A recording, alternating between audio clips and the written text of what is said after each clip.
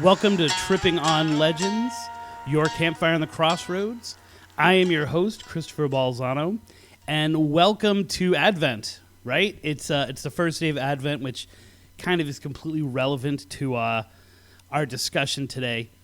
I would love to have anyone kind of bring in their Christmas beliefs. If you're a follower of the show, then you know that every year for the last 4 or 5 years, we've done a Christmas episode on Christmas, although one year it was on Christmas Eve. So it's usually on Christmas Eve or Christmas. And I don't think there's going to be one this year. We have run out of ideas. You can, of course, check out the archives to get the old Christmas episodes that we've posted there. They are all up everywhere now. So if you have yet to switch over, about a year ago we switched over and we lost a lot of our subscribers who didn't follow us over to our new service. We are now on every audio streaming platform you can possibly imagine. We are also on Facebook at facebook.com/trippingonlegends. Instagram, we are at Spooky Tripping, and we are Tripping on Legends at TikTok. And we're posting a lot of really cool TikTok things, and hopefully more as the year goes on. If this is the first time you've listened to the show, it might be unlike other podcasts. I'm listening to a lot of podcasts. I spent the last October and actually half of September on the road, going from town to town, telling my stories, getting other people's stories, and that was kind of the inspiration for tonight's episode. So I owe a lot to that going around and sometimes talking to packed rooms, sometimes talking to empty rooms, but it was it's that road time when you really get to think about what kind of ghosts are out there, what kind of ghost stories are out there. You know, we always say this show is about finding the obscure haunting that hasn't hit the books yet, hasn't become overly done over by every other people group, podcast, paranormal group that is into things. We've tried to find the smallest ones we can, the ones that the people in hometowns are saying. And going through a lot of those hometowns over the course of my holiday season, which is September and October, I was able to get a lot of interesting little tidbits that I've been following up on a little manically. Of course, in the middle of that, I was also finishing up the new book, which is actually the Haunted Ocala National Forest kids version. So I'm interested to see that. Should be out by May. So that took a little bit of my attention away from following up on some of these stories. And now that it is my generate content time of the year, I'll be doing that. So you want to make sure you're following us on all these platforms. And it was a really good... The inspiration for tonight's episode came when I was in Dade City. And I was doing my stories, and it wasn't a large crowd. And I ended up staying probably an hour. They really had to throw us out of the library because the people who had come were so vocal and so interesting and so interested that they started telling a lot of local stories in Pasco County. We've never really covered Pasco County. We did the episode on the witches of Newport Richey, but we didn't, and that really led to a whole different discussion. So it wasn't even like a haunted legend there. It was just talking about this paranormal, supernatural thing that was connected that led us to talking about other things.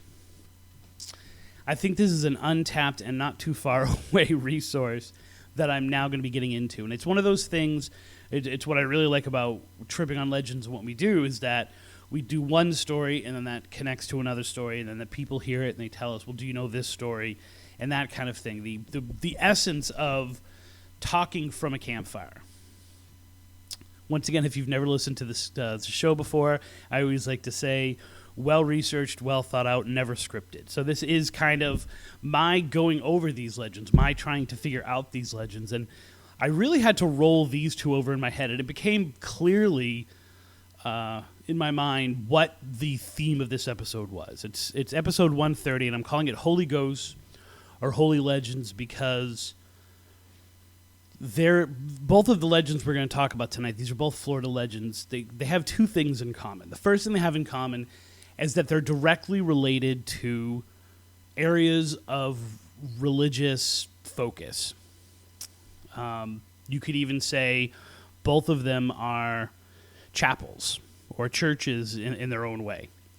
The other thing that they have in common, which is really the initial thing that brought me in, was this idea of the separation between people who believe in ghosts, people who don't believe in ghosts, people who know that there's something going on, they've spread it, it's part of their genetic makeup, and then the people who fully deny it. And I always thought that split was almost completely between you believe in ghosts or you don't believe in ghosts, right? But both of tonight's legends are really based in this idea that there are some people that don't want you near their ghosts.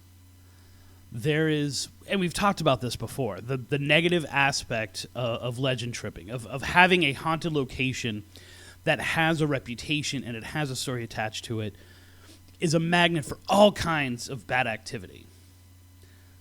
Tonight's two stories both have this idea that the community knows it's there.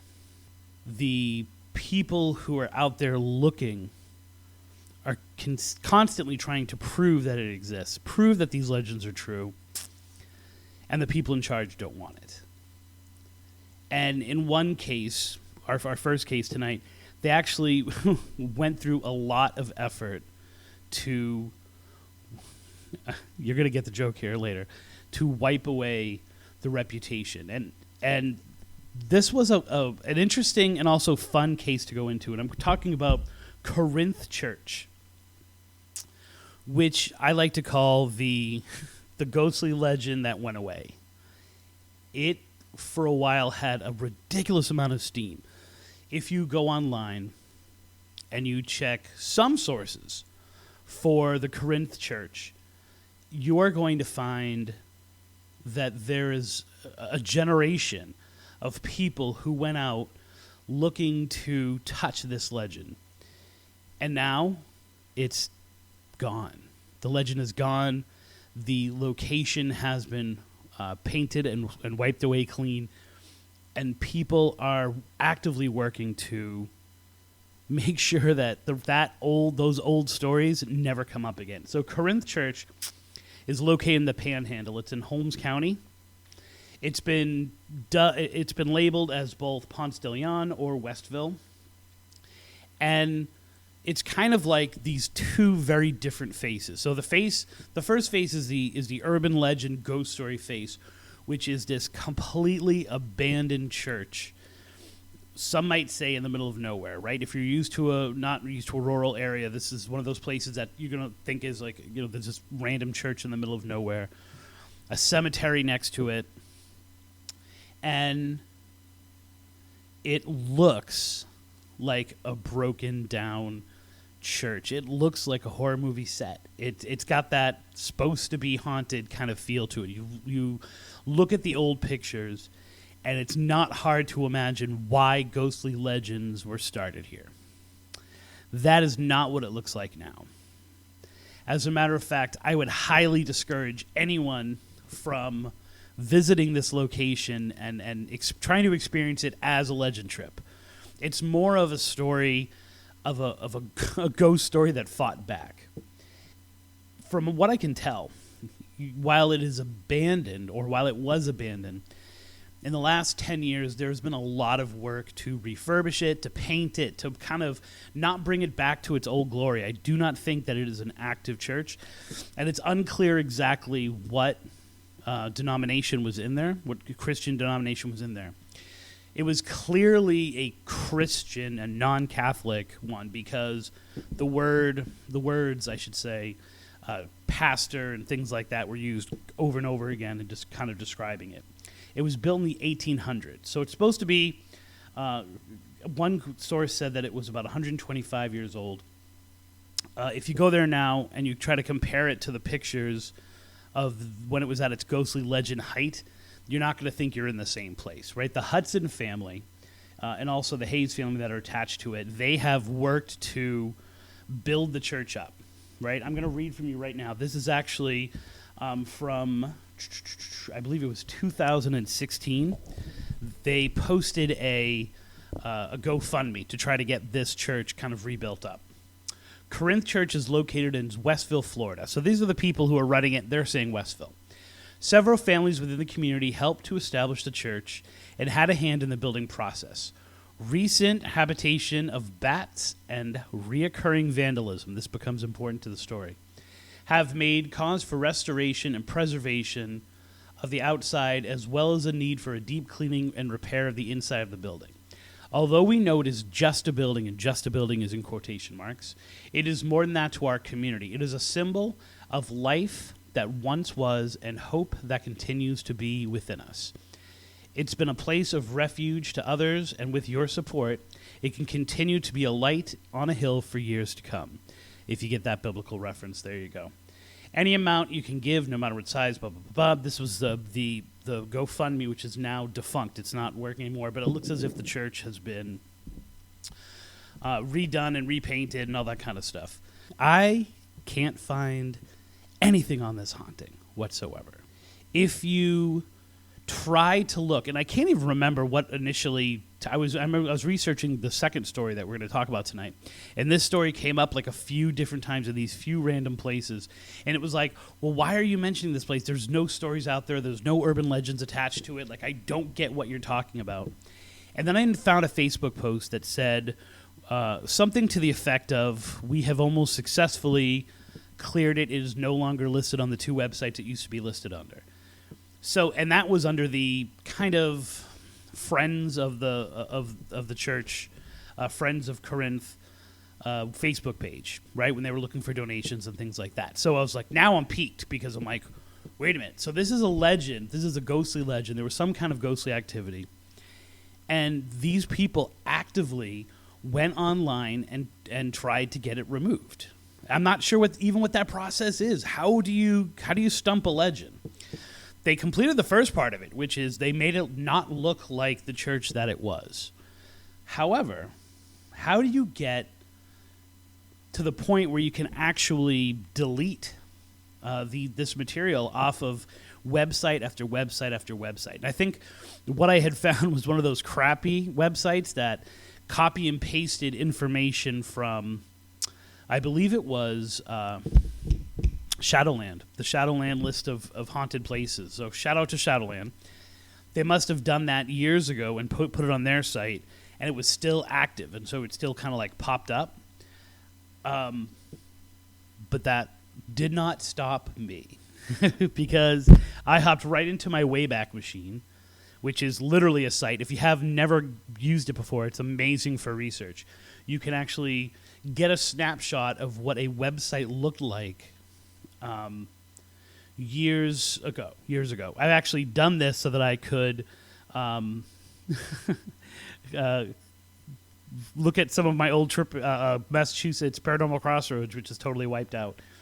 So I had to travel all the way back in my Wayback Machine to October of 2015. So that was the last time, at least, that I was able to get a snapshot of this story.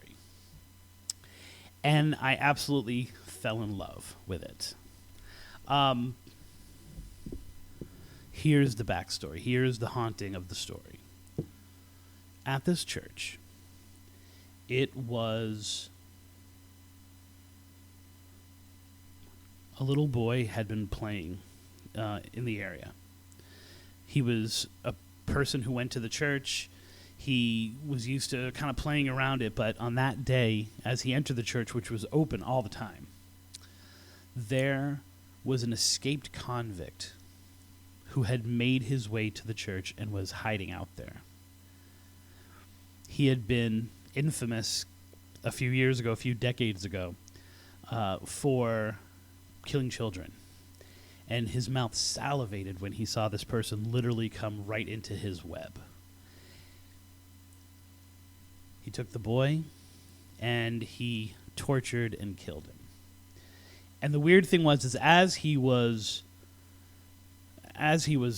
torturing him, he would let the boy go, and the boy would run away, and then he would track him and chase him down again and catch him, and it was like that love of the hunt. By doing this, the little boy was able to run all around the church, knocking on the wall, trying to scrape his way out, which is why at that church, the bloody handprints of the boy keep appearing on the wall. Now, if you go into the church, I'm talking back in the day legend-wise, if you go into the church, not only could you see the bloody handprints on the wall, very Blair Witch Project, not only could you see the bloody handprints on the wall, but you could actually hear the little boy screaming. You could see the man. You could even maybe potentially see the man running after him. They tried to paint that wall time and time and time again, and every time they did, they would paint it a white color, and the bloody hands would seep through. They tried to paint it a brownish color, a darker color, and still the hands would seep through. And no matter what happened, no matter what they did, they could not get those fingerprints, those handprints off of the wall.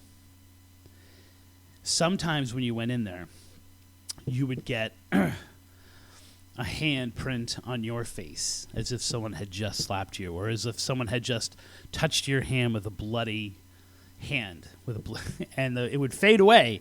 But there were videos out there of people who would walk out of this church after kind of having run into it at night to kind of see if the legend was true. They would show videos. There are videos out there of those handprints on the wall of the bat-infested abandoned church, the way that it appeared 7-8 years ago. And people would walk out and they would have their hand slapped. Of course, that's not the only ghost that was present on the location. There is a cemetery, as I said, right outside of it. The cemetery is a lot of the Hudson family. It's the people who were the pastors in the church itself, and those ghosts are said to be walking in the cemetery, to the point that sometimes they actually push the people out of the building. Like, people would be trying to get into the building. And, of course, this is their interpretation of what was going on. The pastor didn't want them to go inside. It was as if, by the pushing of the intruders, he was actually trying to protect them from somehow getting caught in this, like, whole ghostly scene. And then you would see kind of these figures walking in the cemetery, and then they would fade away, which is what made people feel that it was probably one of the pastors that was there. I love this legend. I think that this is amazing.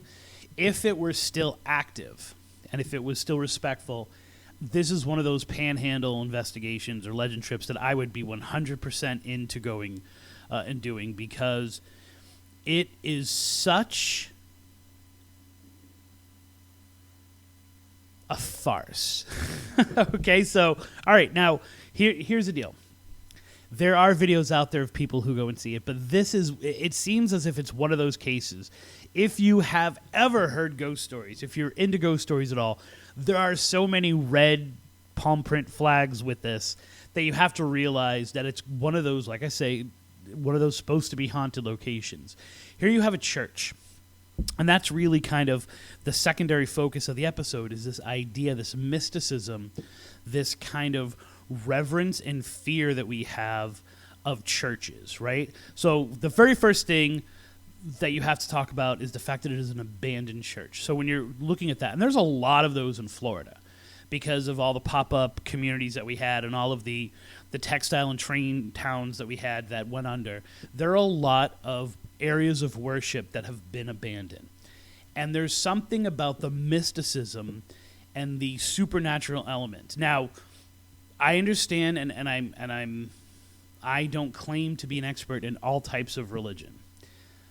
I would say, from my perspective and my experience, that there is less of a connection to the supernatural, and I'm going to explain this a lot more later, with non-Catholic Christian religions than with Christian religions who are not Catholic. I don't know. I think I might have just repeated myself there, but in other words, I think that the way that I view it, there's a much different relationship between Jesus and the person than there is in Jesus and the rituals of Catholicism, and this kind of mystique an almost supernatural element of things like saints, right? That said, we are scared shitless of religion when it comes to the paranormal, right? I mean, we just had the new version of The Exorcist. A new streaming Exorcist came out.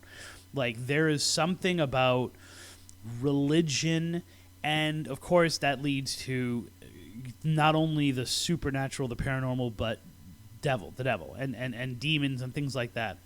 Once you kind of take a ghostly legend, and we'll talk about all the elements that are classic urban legend, ghostly legends with this, and you place it into the battlefield of a church, it automatically gets a new boost, because you're now talking about all of the weight and all of the beliefs and rituals and systems that go with religion.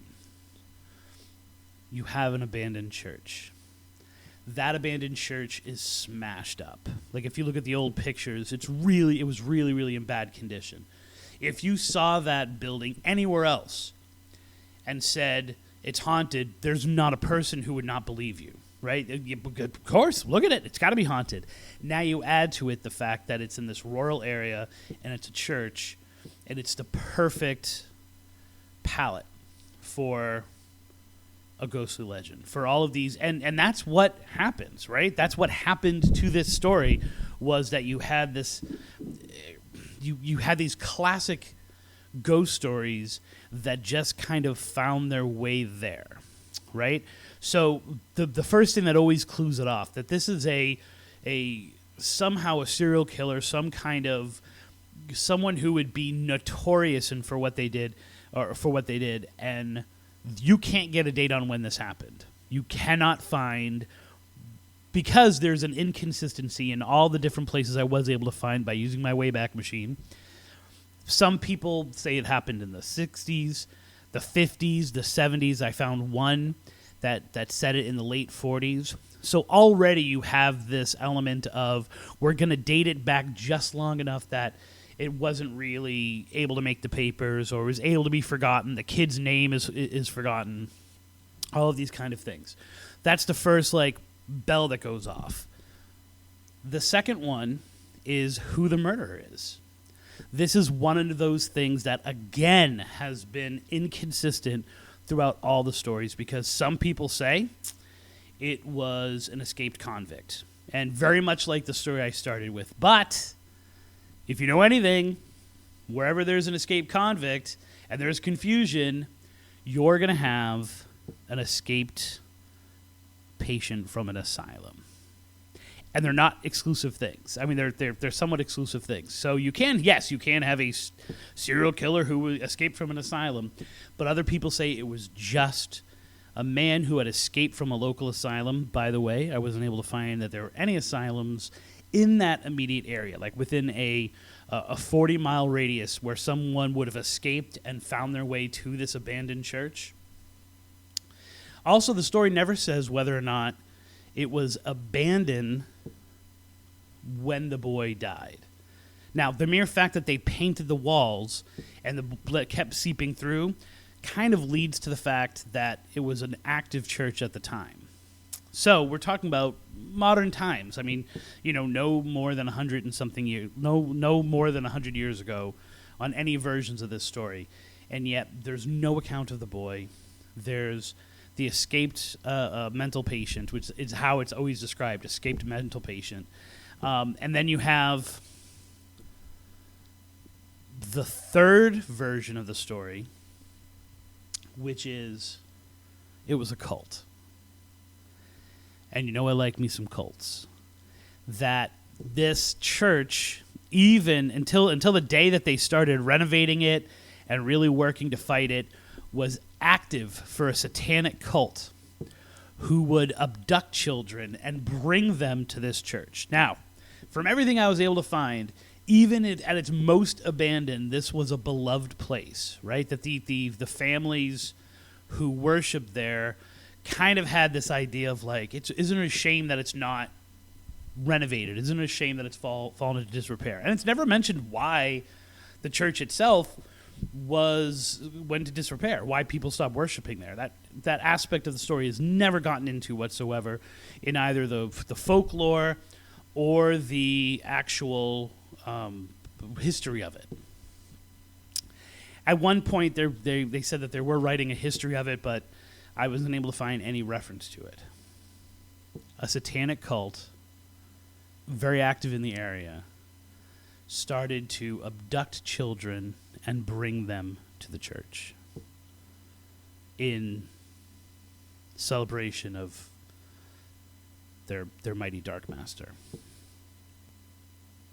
You start to see that this was probably a really sore spot for the people who had loved this church. And the interesting thing about the descriptions that the people gave, like the comments that people were rolling with, and every time I was able to find both way back references to it and modern references to it, and then things that were just old that hadn't been wiped clean. So many, time and time again, I believe in ghosts, but this is not haunted. I believe in ghosts, but this place is not haunted. So the people who were telling the story, the people who had been at the church, the people who knew of the church and the community, and it seems as if it was a place to go to even when it was abandoned, in a non-spooky, legend-tripping kind of way. They felt it was not haunted. Now, are they saving their own ass, as they say?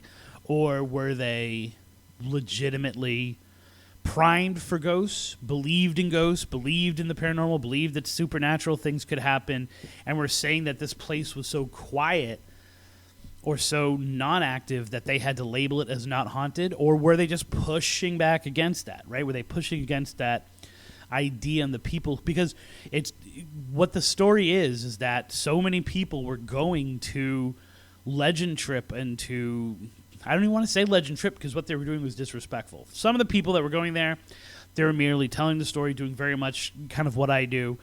But other people were going there to party, to do drugs. The same thing that you find in so many of these paranormal sites, so many of these places that become known in the community.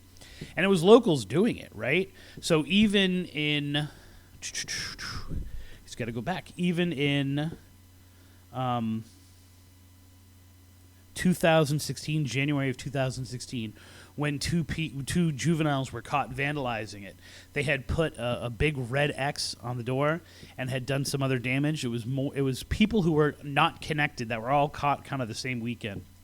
That definitely kind of shows you the way that this was going, because a lot of people spoke out in the article I was able to pull up the old article, which was once again buried deep, where they talked about that these kids had vandalized. It was something that was consistent in the community, that people were going and vandalizing it.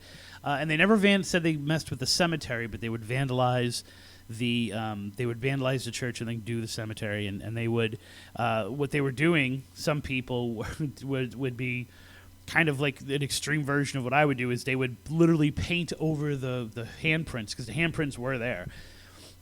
They would paint over the handprints, and then they would film, and they would wait for the hands to come through the paint, which sounds about as exciting as watching paint dry. Okay, that wasn't even a good joke, but it kind of was low-hanging fruit, and I had to go for it.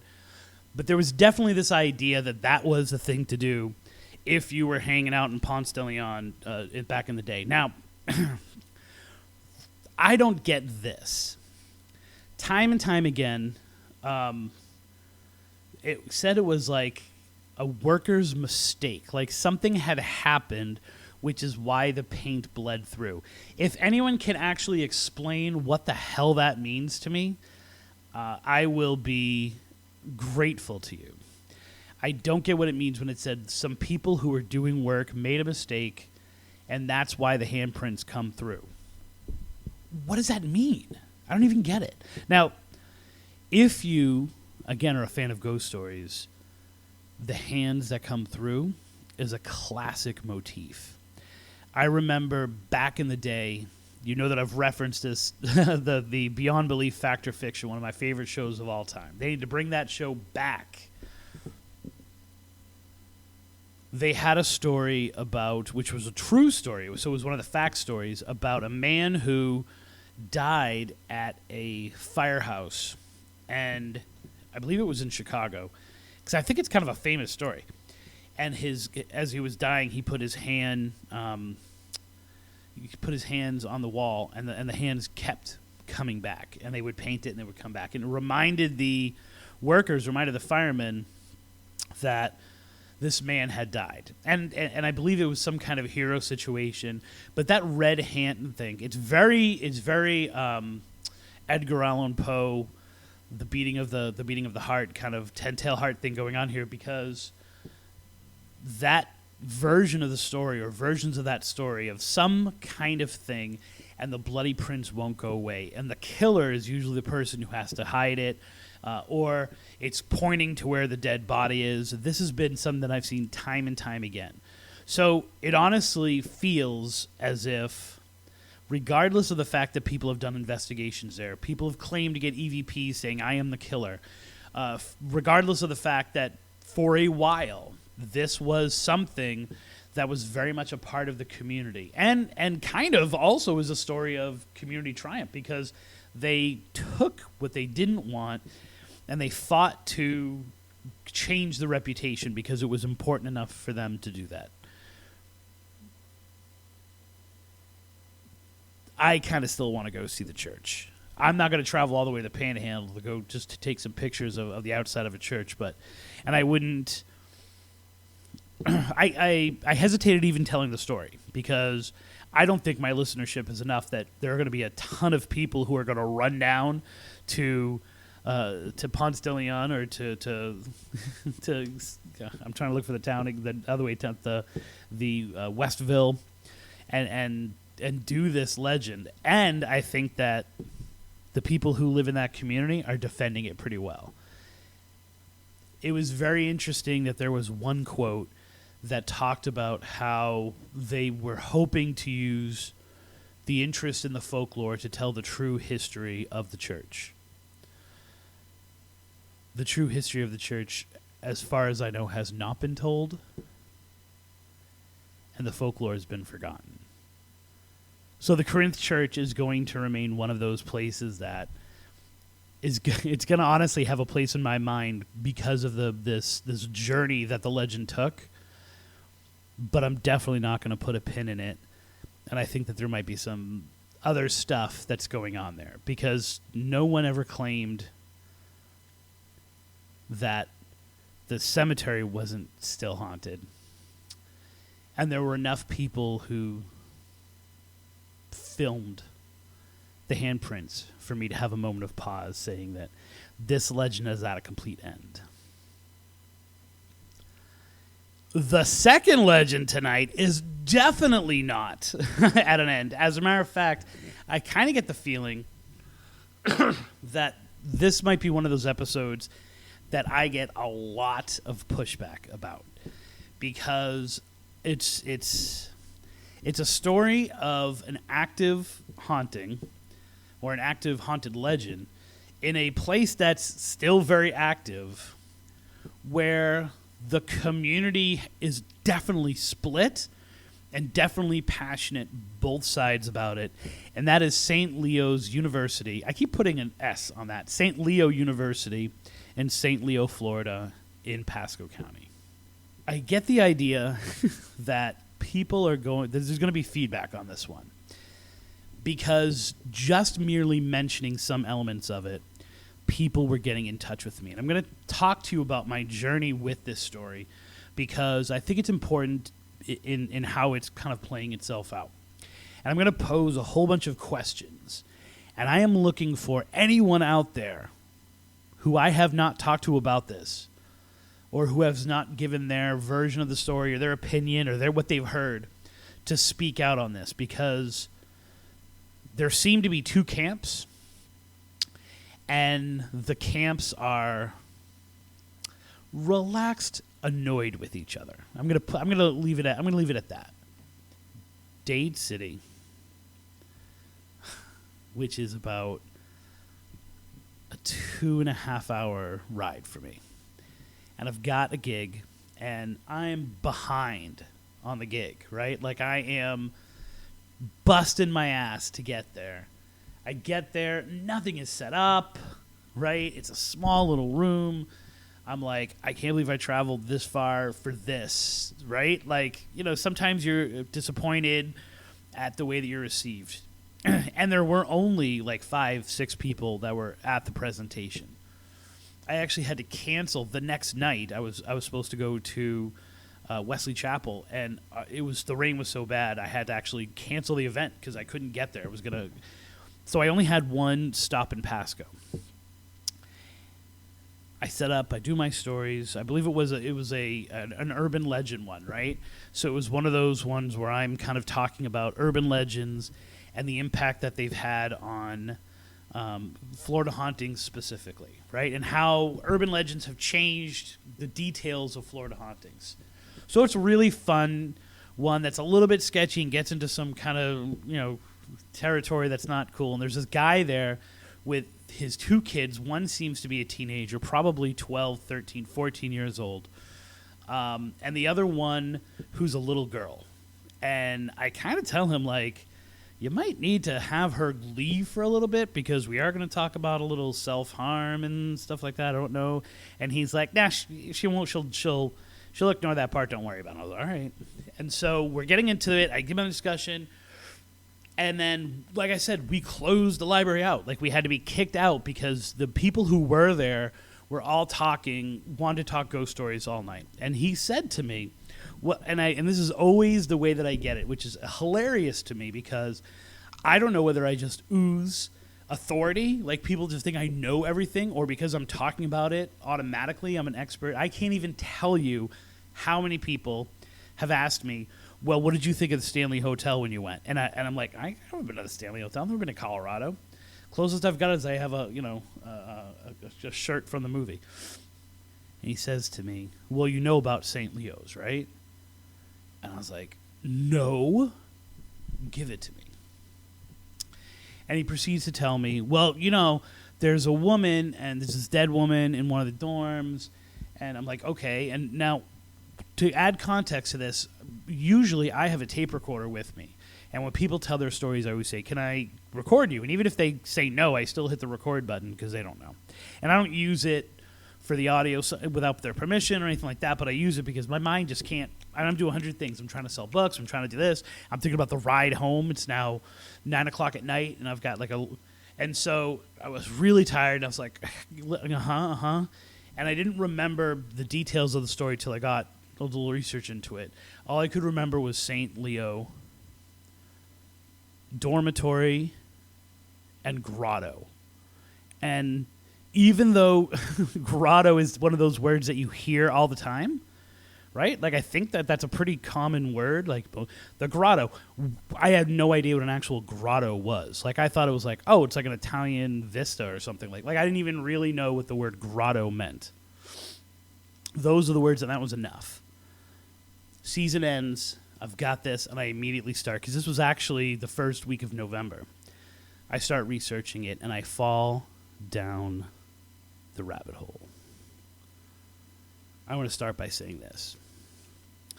If you follow kind of my posts and things like that, if you're following me on Instagram at Spooky Tripping or Facebook, you know that I put out there, is St. Anselm's College in Goffstown, New Hampshire haunted?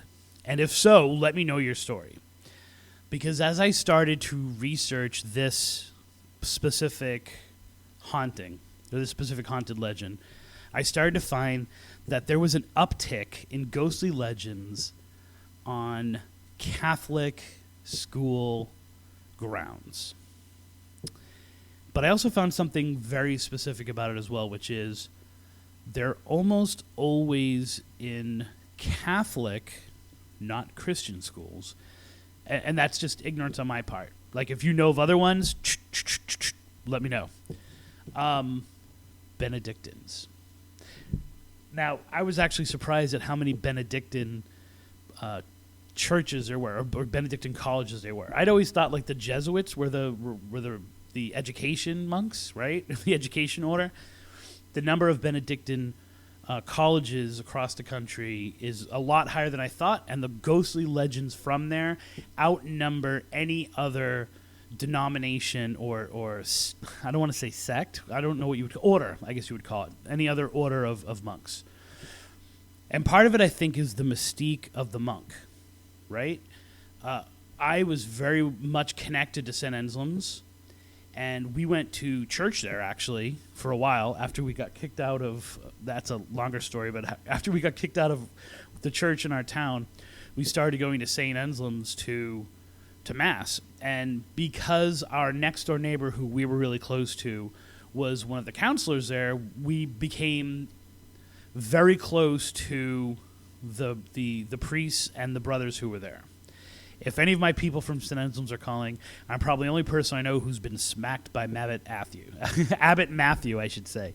And we, seeing them on a near weekly basis, not in church. Also, when I was in high school, my high school was so far away from where I lived that I couldn't find a ride home sometimes. And the deal was, if I couldn't find a ride home, I was to go to St. A's, and my mom or my dad would pick me up on the way home. So I spent a lot of time on that campus. My father did all of the framing and matting of the pictures when they renovated Alumni Hall, which is supposed to be the most haunted place that's on there. There's something eerie about a monk. And I think it comes from priests have some kind of context, right? We understand what a priest does. Even if you are not a Catholic, you understand the role of a priest in the church that you are going to, or which means you can drop into anyone. And I don't want to get into, kind of the obvious elephant in the room with these kinds of things. But I'm talking just as a function, as a person in society. We understand what the hell does a monk do, right? And when we think of monks, we think of like the Gregorian chants, right? We think of the monks that are, Desmond from Lost being, and vows of silence and things like that. It's very odd to think of them as actively just being part of the community. They look like priests, but don't look like priests, right? There's a familiarity with their wardrobe and with their costumes and what they physically look like, right? They look like there's not much difference between a Benedictine monk in 2023 as there is with the ones from Robin Hood. Right, like realistically, if we're looking at it, what the hell do they do? What is their function? So to see them walking around, it's not insane that they are the subject of a lot of different haunted legends. That there's this kind of misunderstanding of what they are. The very first thing that pops to mind is probably the most famous haunted picture of all time. If I were to say to you, name 5 famous photographs of ghosts, one of them would probably be the brown monk, right? It's like this famous coming down the stairs of the abbot. I mean, we did a play on it when we were at Stetson University in St. Elizabeth Hall, right? There's this kind of, it's that infamous. I'm also, for my Massachusetts people, my New England people, Dudley Road, right? And I did a lot of research into Dudley Road, which I personally think hasn't been duplicated since I've gone there, because I was able to speak to people who ran the retreats there and were part of the community there.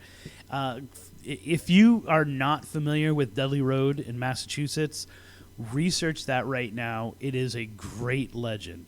But once again, it's the idea of these monks who were walking around, right? And in that case, it was both monks and priests and nuns. So you had the trifecta of creepiness kind of going there with that. And I don't mean to make light of religious beliefs as much as I am to kind of like, when you're talking about characters that are creepy, in a paranormal way or in a supernatural way,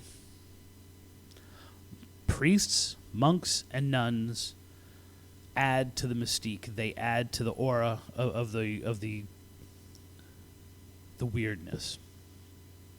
And it's almost as if, especially monks who choose to live outside of society, they kind of bring it on, right? Like, who would want to do that without being a priest, without being like having a job? Or people don't know. I mean, of course, I know a lot more about it because I've been friends with a lot of monks, specifically Benedictine monks. And it was interesting that the one Benedictine monk who I thought would comment and tell me about the story just kind of gave a sarcastic answer, which I kind of knew he would do that because it's hilarious that he asks me all the time about my ghost stuff and is very much interested, especially being from Chicago. And then he kind of failed to give me anything I could use, but that was fine. Let's talk about St. Leo's. This is this is the university with multiple personality disorder. It is the oldest Catholic university in the state of Florida. It is currently St. Leo's University, but over the years, it has been St. Leo's Military College. It started off as St. Leo's College, St. Leo's Military College. Then for a while, it became a prep school, St. Leo's College Prep School, St. Leo's High School. So there were a lot of very different incarnations of what this church was, or what this college was, what this campus was, and kind of what it was to the community, what it did. I'm confused a little bit, and I'll get to that in a little bit. I'm confused as to the overlap. Like, when was it this? When was it this? Was it two things at once, right? Was it still an active college while it was a high school? That part was kind of confusing to me. In 1881, Edmund Dunn bought 100,000 acres in what is now Pasco County. And his intent was to create within Florida this little kind of bubble of Christianity, and specifically Catholicism. His community attracted a lot of German people and a lot of German-speaking people and first and second generation immigrants. And so he kind of, he petitioned the diocese and then went up the line to get a priest who could speak German, because these people, they were not speaking Latin, even though it was when the Latin Mass was still being practiced. They didn't speak Italian, they didn't speak English, they didn't speak Latin, and so he requested a German priest, and German priests came, and they brought monks with them, right? Because the monks thought this would be a really good place, because this was in what we can assume, even in 1881, was a firm Baptist, Southern Christian kind of area. And also, 1881, we're still talking, this is the Wild West, right? This is that Florida that we talk about all the time, where if you did something wrong someplace else, you came down to Florida to get away from everybody. It must have been extremely attractive to have this one little pocket where God was going to rule, and where a Catholic God was going to rule. And so they came down. Eventually, nuns came down as well. It currently has 16,000 students. I think that number is slightly inaccurate, because I found different numbers. I found everywhere from 12 to 20. So, and that was including on their website. It was named after Pope Leo the Great, who lived from 440 to 461. However, and this is kind of began with the identity crisis of this place. They also say, but we also named it for Leo the 13th, for Leo Haid, who was a who it's named after is as confusing, and there's no way you're going to get clarity on that. It's just completely back and forth. The campus is, so spoilers, I went and scouted this last weekend. The campus doesn't look like it's 140 years old. It's got this kind of modern feel to it. It's got a very, there's some sections that are very military-like. I'm assuming that's from the military school. It seems very clean and very efficient, and not very marbly and cementy. or I don't know if I don't know, I hope that what I'm trying to say gets across more than the actual words I'm using, right? Like there is, and I don't think, I'll use Stetson as an example. Stetson feels like it was started at the turn of the 19th century to the 20th century. It feels that way, right? It has this old kind of feel to it.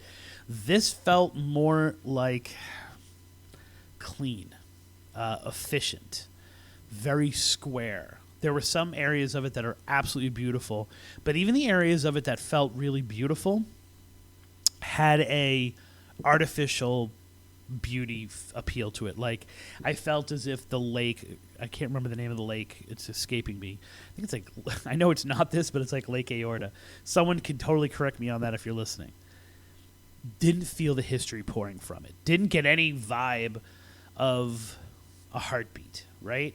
We were on the campus of Stetson in the morning time at 4 o'clock in the morning, and it felt alive with energy.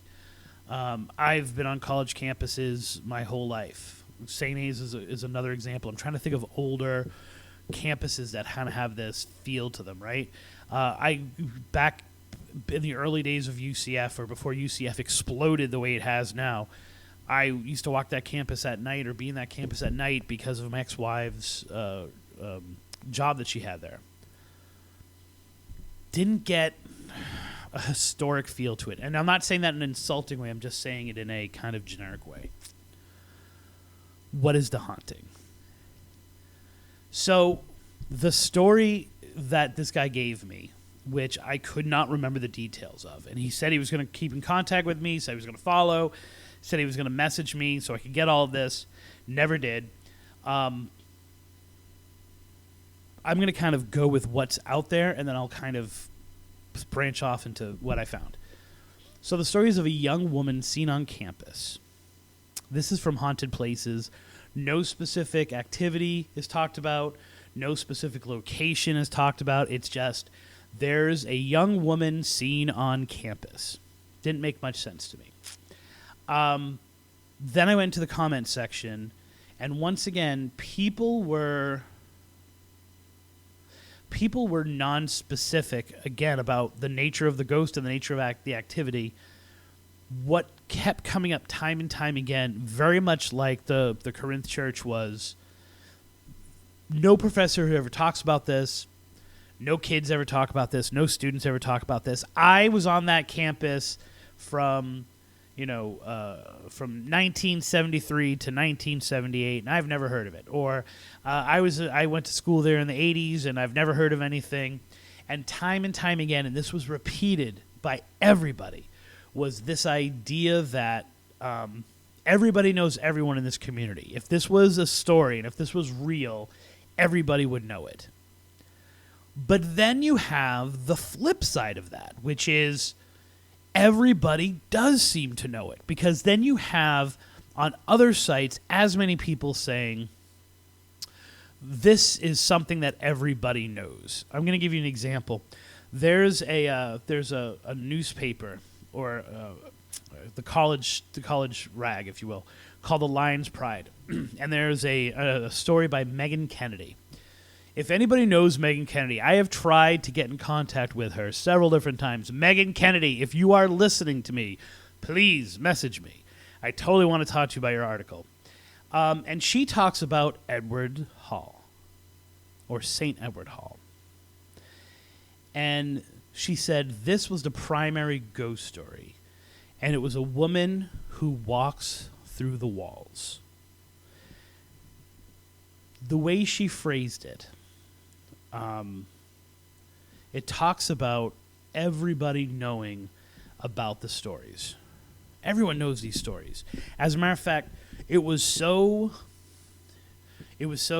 known that she didn't even get into the story, right? It was almost as if she didn't need to tell the audience what they already knew. She was just trying to get into the personal experience of her friend with the ghost, because everyone knows the backstory, so why would I need to tell that? This is what I got from people time and time again who are newer, who are younger. An example of that would be Gemma Rose, who is a librarian up in the Ormond Beach area. She is amazing. If you ever have a chance to see her perform or to go into her library and talk to her about ghosts, she is, I would say, one of the leading authorities on Flagler's ghosts. I mean, she does really good work. We did an event together over the holiday called East Meets West, where she gave an East Coast version of a story and I gave a West Coast haunting that was kind of connected to it. She's also a librarian, so you know I love her. She graduated in 2018. Megan graduated like 2 years ago. The people who are modern seem to know this story a lot more, which makes me feel as if it's not a true story. But there are so many people who have claimed to have seen it. And what Gemma talks about is Genevieve, who she says was a housekeeper.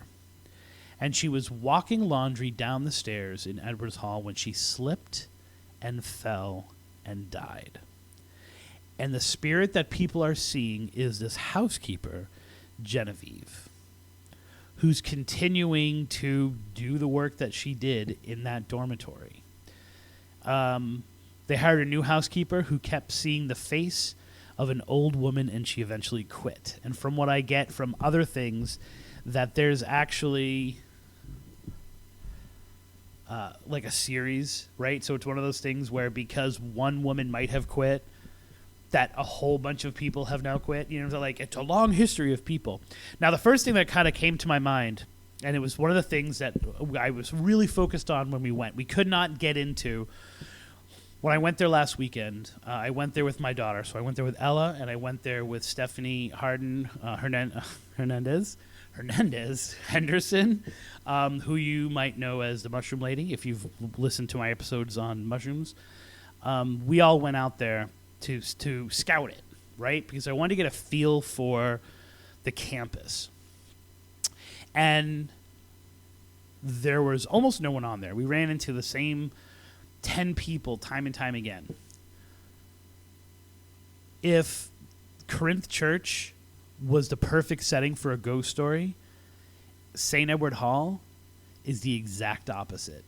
There was nothing that screamed spooky about it, right?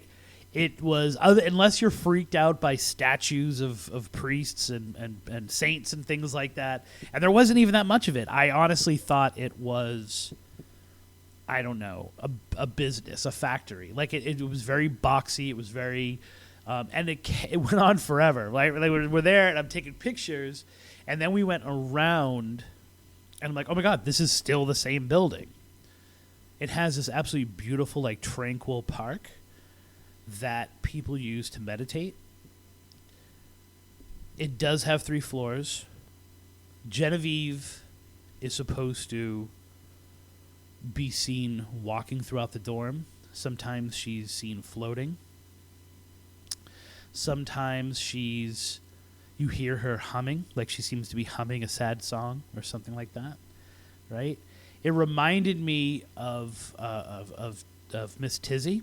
So if you read Haunted Florida Love Stories or listened to our Bikinis and Bundies, I can't remember. Oh, Books, Bikinis, and Bundies episode. We talked about on the campus of FSU, there's this Sarah Cotton who haunts the Cotton dorm, and she was the house mother there. And even though she died off campus, she returns to the campus and she does things like crushes women's cigarettes because women shouldn't be smoking. Or if she thinks someone's dressed too slutty, she'll like rip up the clothes or like throw away the clothes or something like that. Like she was looking after. There seemed to be a function that she was serving on campus in her life. And then she continues to do that job.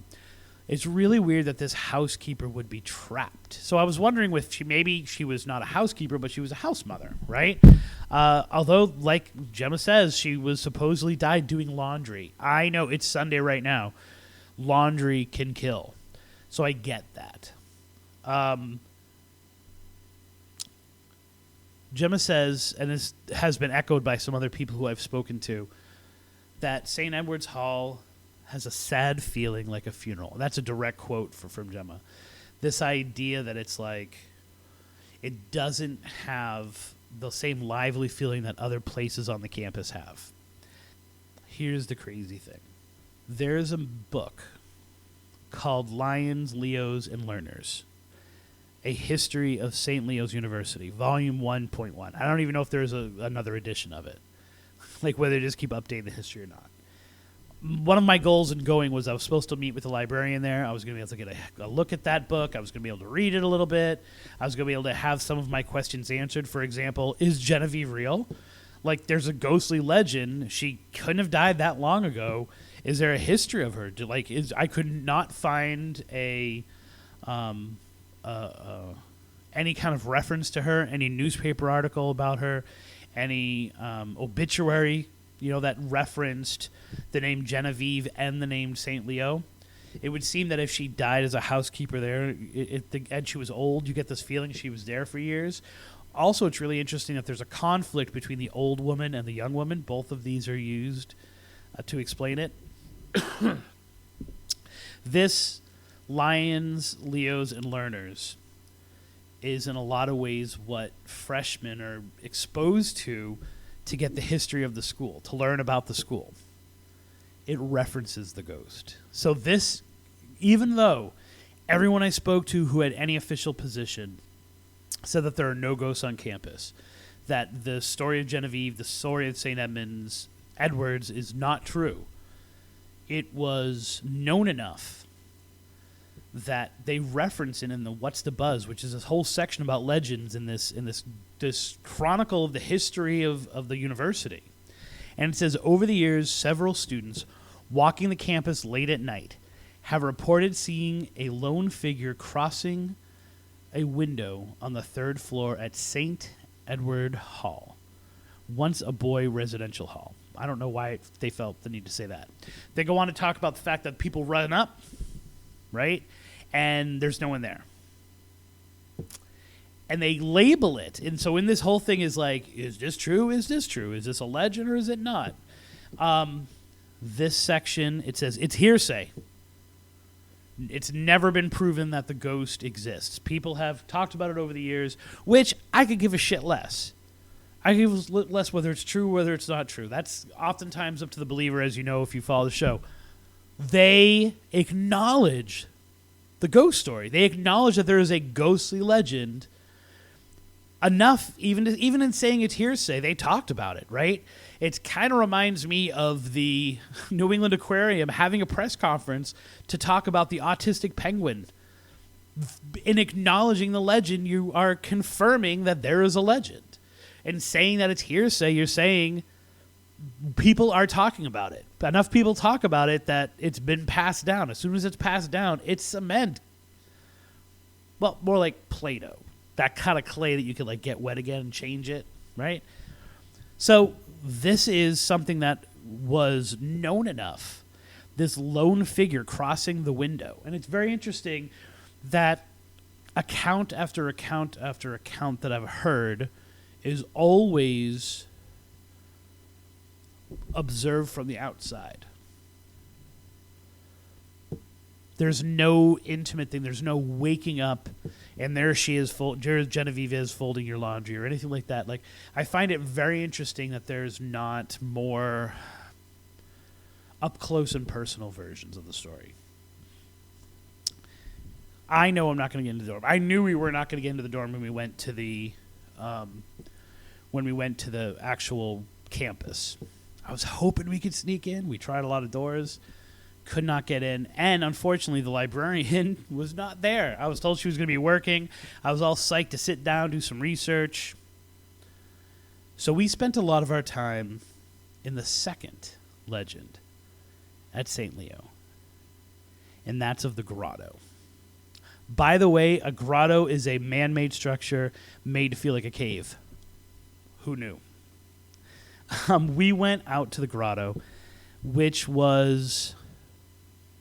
The description given online was that it was very peaceful and tranquil and a place of contemplation.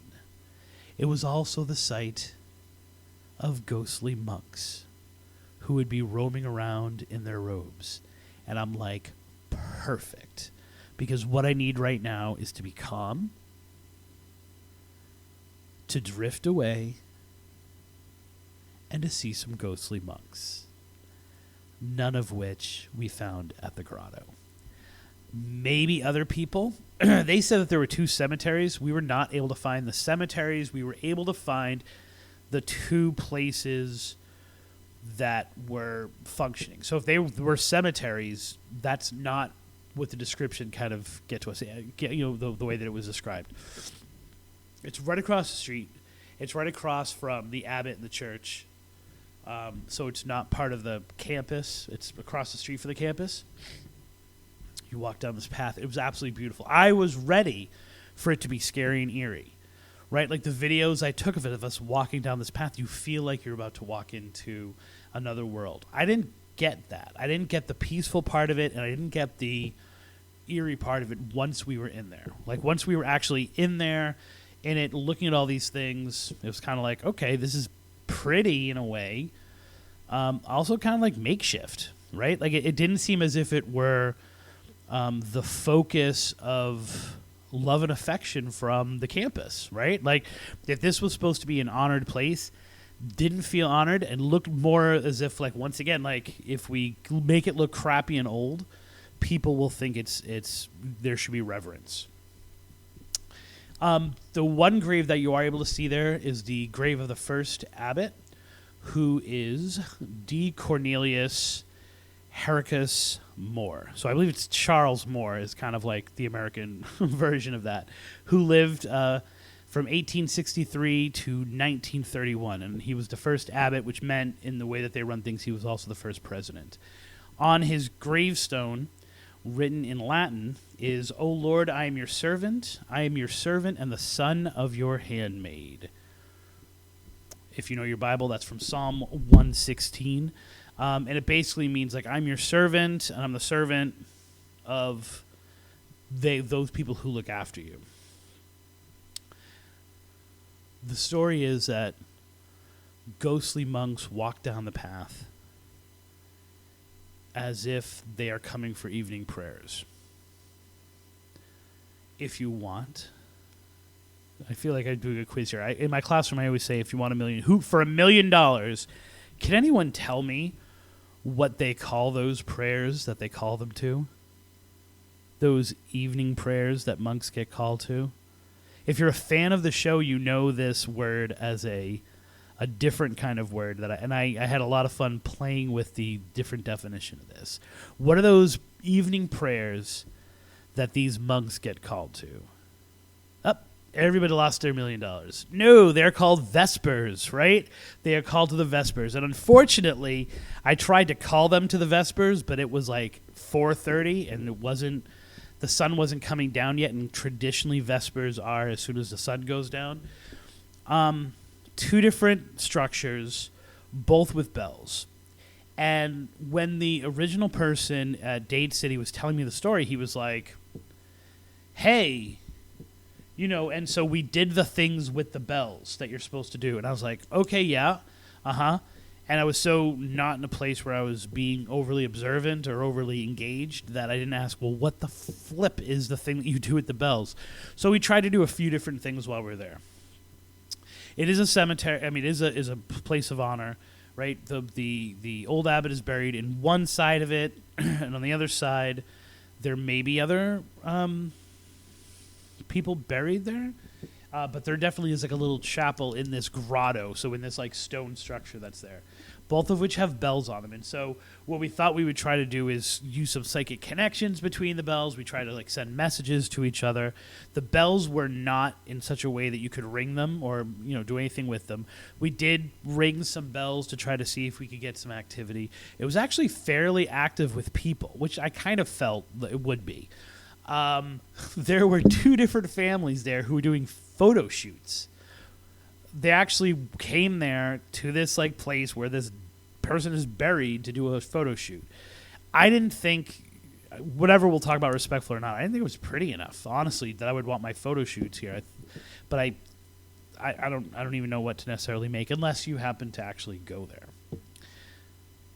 There was a lot of religious focus. There was obviously things that were meant for meditation. Didn't get it.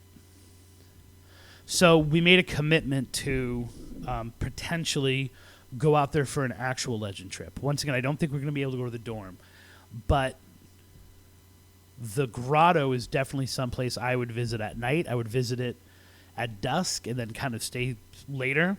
It's not gated. It's one of those things that seems to be open to the public that you can just go down there and do it. I would probably do it like over Christmas break where students are not necessarily on campus, where I feel there'd be less likely for there to be interference. But here's my issue.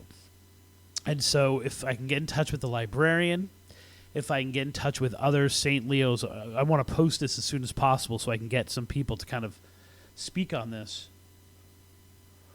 What's the ritual that you do, right?